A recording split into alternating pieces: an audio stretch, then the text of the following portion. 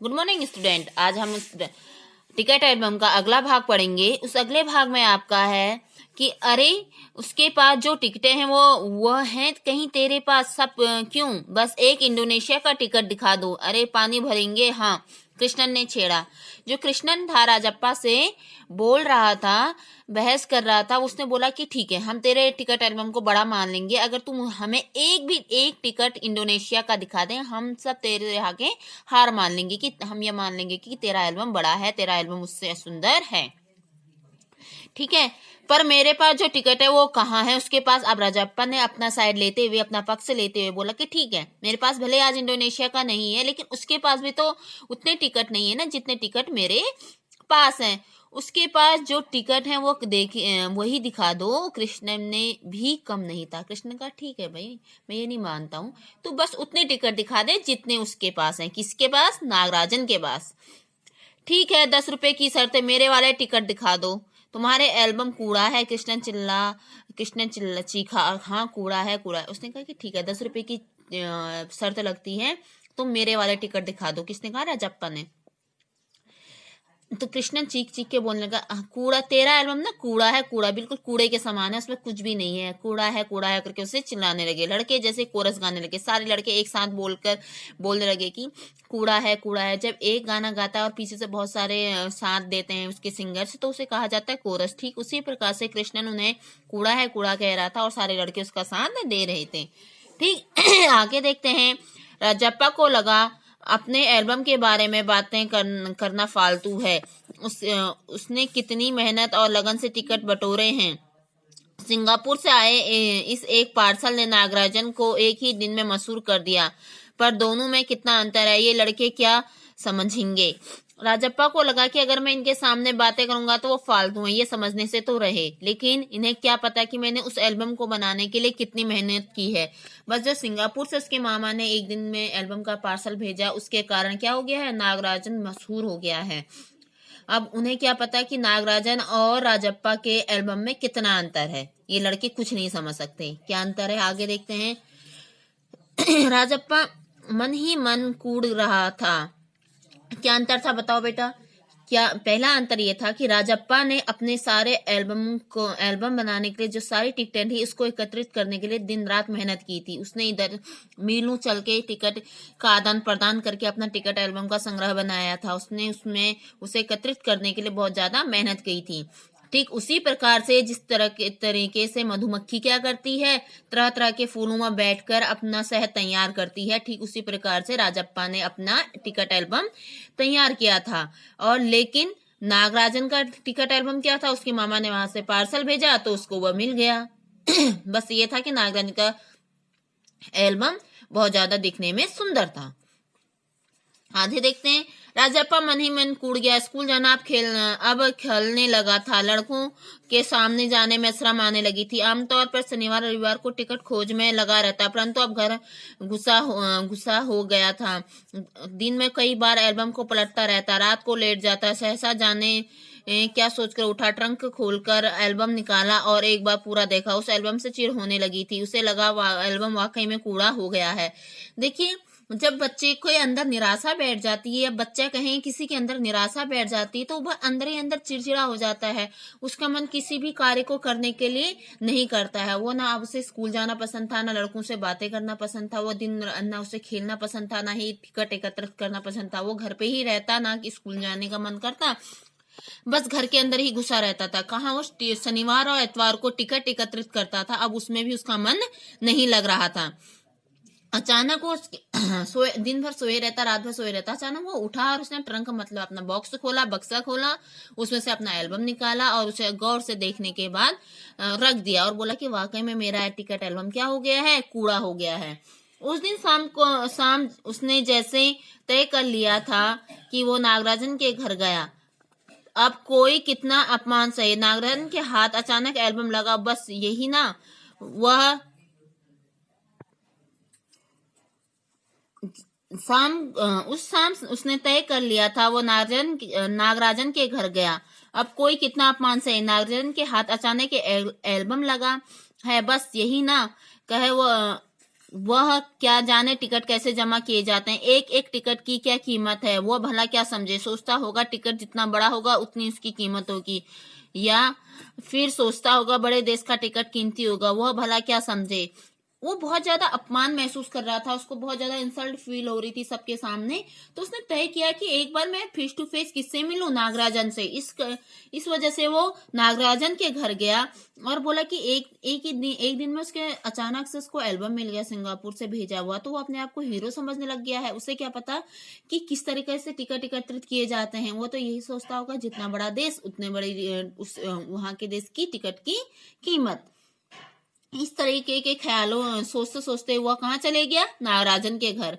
उसके पास जितने भी फालतू टिकट हैं उन्हें टरका कर उससे अच्छा टिकट ले लेगा। कितनों को तो उसने यूं ही उल्लू बनाया है। कितनी चालबाजी करनी पड़ती है। नागराजन भला किस खेत की मूली है। वो बोल रहा है कि इसे क्या पता, मेरे पास जितने फालतू टिकट हैं उससे दे दूंगा और उससे अच्छे टिकट मैं ले लूंगा। यह सब तो करना पड़ता है टिकट एल्बम एकत्रित करने के लिए। उसने राजप्पा ने इसी तरीके से कई लड़कों को उल्लू बनाकर उनसे अच्छे टिकट लिए थे। राजप्पा नागराजन के घर पहुंचकर ऊपर गया। चूंकि वह अक्सर आया जाया करता था तो सो किसी ने नहीं टोका। ऊपर पहुंचकर वह नागराजन के मेज के पास पड़ी कुर्सी पर बैठ गया। कुछ देर बाद नागराजन की बहन कामाक्षी पर आई। दोनों दोस्त थे, एक ही क्लास में पढ़ते थे, एक ही गांव में रहते थे। उसके घर गया तो सीधा उसके कमरे में जाकर कुर्सी पर बैठ गया। उसे किसी ने रोका भी नहीं और टोका भी नहीं। तो वहां जो उसकी बहन थी कामाक्षी, वह आई और बोली, भैया शहर गया है। उसने सीधा बोला कि भैया शहर गया है। अरे हाँ, तुम्हें भैया का एल्बम देखा है, उसने पूछा। उसने कहा कि भैया तो शहर गए हैं, लेकिन तुमने मेरे भैया का एल्बम देखा। राजप्पा को हाँ कहने में भी हेकड़ी हो रही थी। उसने हाँ ना कह के क्या किया, बस कह के अपना जवाब दे दिया। बहुत सुंदर एल्बम है ना।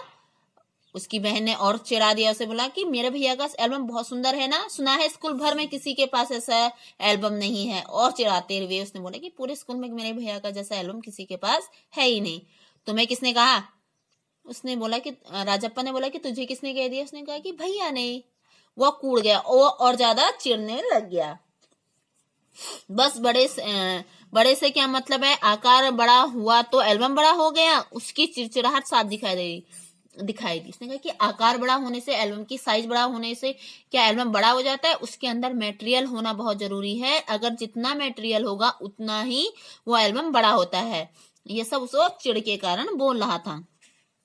कामाक्षी कुछ देर तक वहीं रही, फिर सोच नीचे चले गई। राजप्पा मेज पर बिखरी किताबों को टटोलने लगा। वो थोड़ी देर वहां पर रुकी, फिर नीचे चले गई। अपने काम के लिए, खेल के लिए नीचे चलेगी।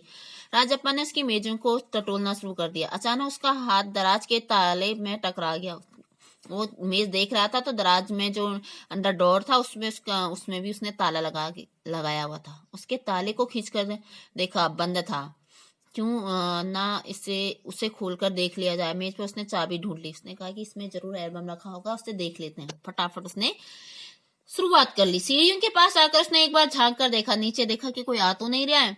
फिर जल्दी से दराज खोली। एल्बम ऊपर ही रखा हुआ था। पहला पृष्ठ खोला। उसने वाकई में उसने दोबारा पढ़ा। उसका दिल तेजी से धड़कने लगा। एल्बम को झट कमीज के नीचे खोसा लिया और दराज बंद कर दिया। सीढ़ियां उतरकर घर की ओर भागा। उसने जल्दी से वहां से एल्बम निकाला, अपने कमीज के अंदर डाला और वहां से सीधा घर अपने दौड़ लगा दी। घर जाकर सीधा पुस्तक की अलमारी के पास गया और पीछे की ओर एल्बम छिपा दिया। उसने क्या करा, वो एल्बम को लिया और अपनी किताबों के पीछे छिपा दिया। पूरा शरीर उसने जैसे जलने लगा, गला सूख रहा था, चेहरा तमतमाने लगा। बेचारा चोरी करके आया था पहली बार, तो उसके चेहरे में, पूरे शरीर में तपन हो रही थी, जलन हो रही थी, गला सूख गया था डर के मारे और चेहरा बिल्कुल लाल हो गया था। ठीक है, जब इंसान पहली बार चोरी करता है तो ऐसे ही होता है, ऐसा सुना है। ठीक है, ये आप लोग को भी पता होगा, आप लोगों ने भी की है कभी। जैसे मम्मी घर में नहीं है, मिठाई ले ली चुपचाप से, खिलौने ले लिए, मम्मी ने किसी चीज के लिए मना कराया और आपने वो काम कर लिया हो, तो आपको भी लगता है ना डर। तो ठीक उसी प्रकार से इस बार राजप्पा को भी लग रहा था। रात 8 बजे अप्पू आया। हाथ पैर हिलाकर उसे पूरी बात सुनाई। रात को अप्पू आया। बेचारा बड़ी मुश्किल से तो सो रहा था। रात को अप्पू आया और उसने बताया कि अरे तुझे पता है नागराजन का एल्बम चोरी हो गया है, पता नहीं किसने चोर रखा है। उसके बोला कि हम दोनों शहर गए थे, लौटकर देखा तो एल्बम गायब। उसने कहा कि पता है तेरे को, वहां हम शहर गए थे, शहर से वापस आए तो एल्बम गायब हो गया। राजप्पा चुप था। उसने अप्पू को किसी तरह टाला। उसने जाते ही उसने झट से कमरे का दरवाजा भिड़ा दिया, मतलब उस अप्पू को टाल मटोल करके उसे भेज दिया और उसने दरवाजा बंद कर दिया। अलमारी के पीछे से एल्बम निकाल कर देखा, फिर उसे छिपा दिया। डर था कहीं कोई देख ना ले। उसने फिर से दरवाजा बंद करके एक बार एल्बम देखा, फिर उसे वहीं और छिपा दिया।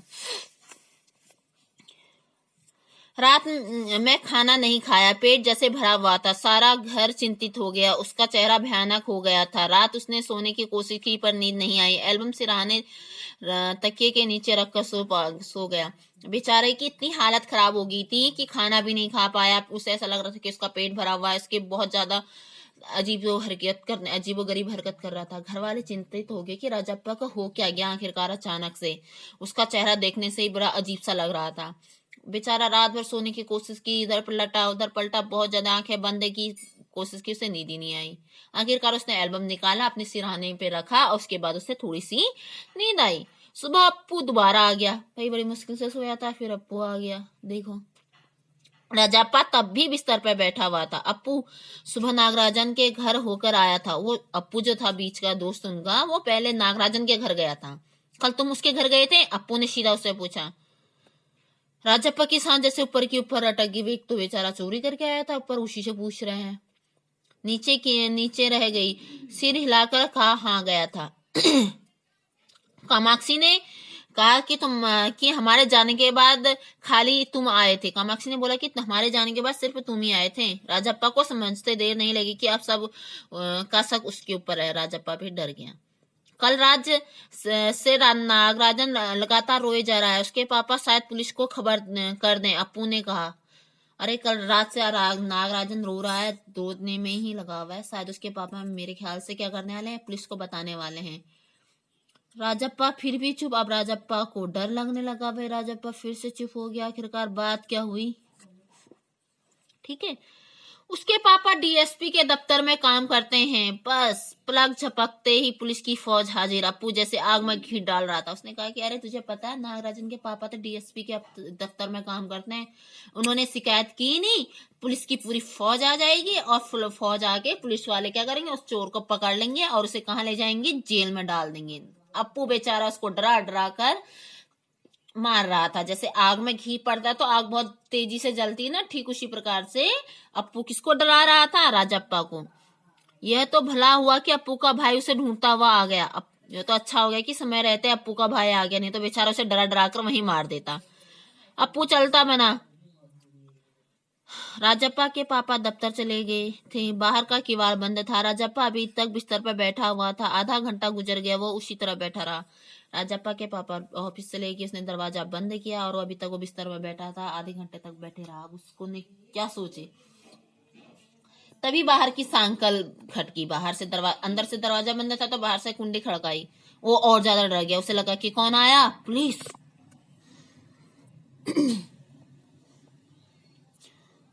भीतर सांकल लगी थी। दरवाजा खटखटाने से की आवाज तेज हो गई। राजप्पा ने तकिए के नीचे से एल्बम उठाया और ऊपर भागा। अलमारी के पीछे छिपा दे, नहीं पुलिस ने आकर तलाशी ले ली, पकड़ा जाएगा। एल्बम को कमीज में नीचे छिपाकर वो नीचे आ गया। बाहर का दरवाजा अब भी बज रहा था। कौन है, दरवाजे क्यों नहीं खोलता? अम्मा भीतर से चिल्लाई। दे थोड़ी देर और हुई तो अम्मा खुद ही उठकर चली गई।